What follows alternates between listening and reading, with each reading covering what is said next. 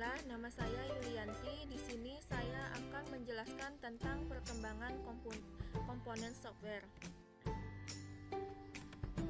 Perangkat lunak atau software merupakan suatu istilah khusus yang dipakai pada data yang diformat serta disimpan secara digital yang di dalamnya meliputi program komputer, dokumentasinya, serta segala informasi yang bisa ditulis dan dibaca oleh komputer. Software juga dapat disebut sebagai sebuah bagian sistem dalam komputer yang tidak memiliki wujud. Selain itu, software atau perangkat lunak adalah program komputer yang berfungsi sebagai sarana interaksi atau penghubung antara pengguna atau user dan perangkat keras atau hardware. Selanjutnya, komponen-komponen software, di mana komponen-komponen ini terbagi menjadi dua, yaitu ada perangkat lunak sistem dan perangkat lunak aplikasi. Pertama, perangkat lunak sistem. Perangkat lunak sistem melaksanakan tugas-tugas dasar tertentu yang diperlukan semua pengguna untuk komputer. Ada 3 jenis dasar perangkat lunak sistem, yaitu sistem operasi, program utilitas, dan penerjemah bahasa komputer.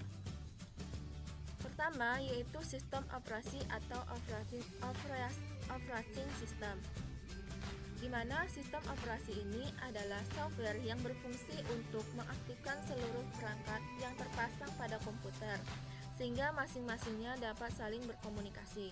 Contohnya yaitu ada DOS, Unix, Linux OS, Windows, Mac OS, dan lain-lain. Yang kedua yaitu ada program utility, di mana program utilitas ini berfungsi untuk membantu atau mengisi kekurangan, kelemahan dari sistem operasi. Misalnya VisiTools dapat melakukan perintah format sebagai DOS, tapi VisiTools mampu memberikan keterangan dan animasi yang bagus dalam proses pemformatan. File yang telah dihapus oleh DOS tidak dapat dikembalikan lagi, tapi dengan program bantu hal ini dapat dilakukan seperti oleh Norton Utility, ScanDisk, VisiTools, dan lain-lain. Program utility ini memiliki beberapa jenis, yaitu yang pertama ada program antivirus, di mana program antivirus ini mengidentifikasi dan menghapus virus-virus dalam memori, media storage, dan file yang akan dimasukkan. Selanjutnya ada spyware, yaitu program yang ditempatkan pada komputer tanpa sepengetahuan si pengguna, yang mengumpulkan informasi rahasia tentang pengguna.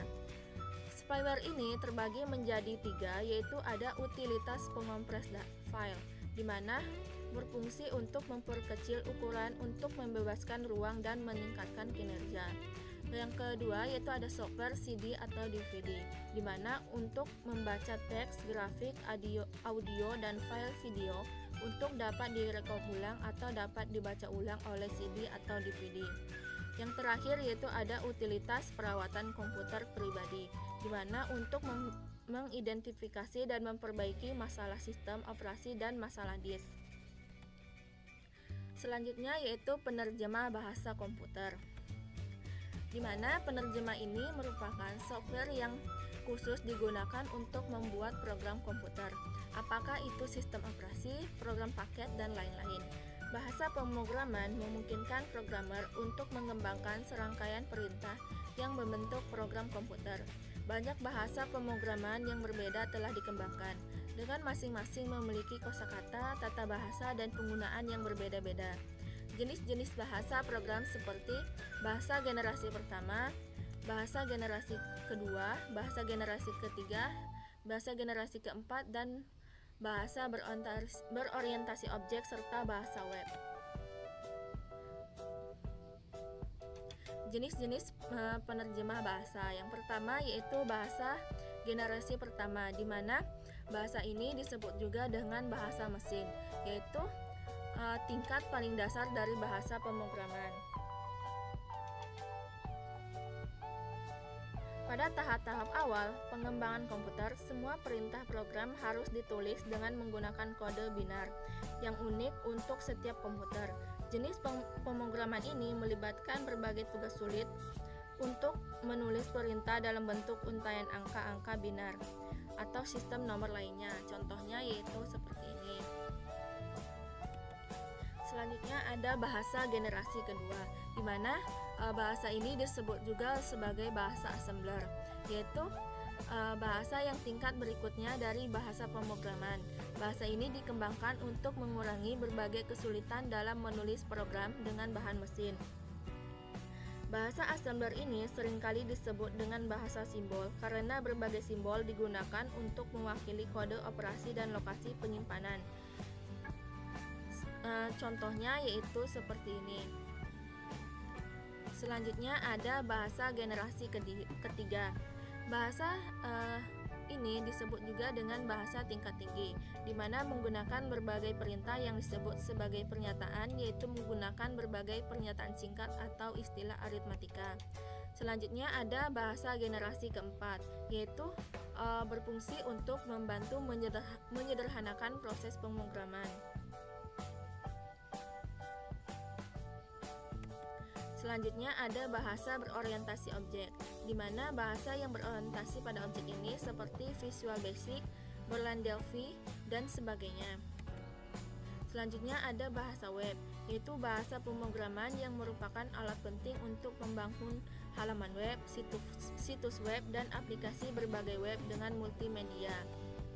Selanjutnya yang kedua yaitu perangkat lunak aplikasi, di mana perangkat lunak aplikasi adalah suatu subkelas perangkat lunak komputer yang memanfaatkan kemampuan komputer langsung untuk melakukan suatu tugas yang diinginkan pengguna.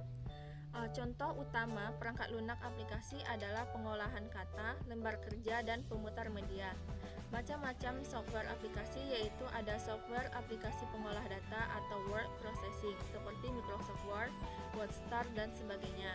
Selanjutnya ada software aplikasi pengolah angka atau spreadsheet seperti Microsoft Excel dan sebagainya. Selanjutnya ada software aplikasi pengolah data seperti Microsoft Access dan Fox Pro, dan masih banyak lagi.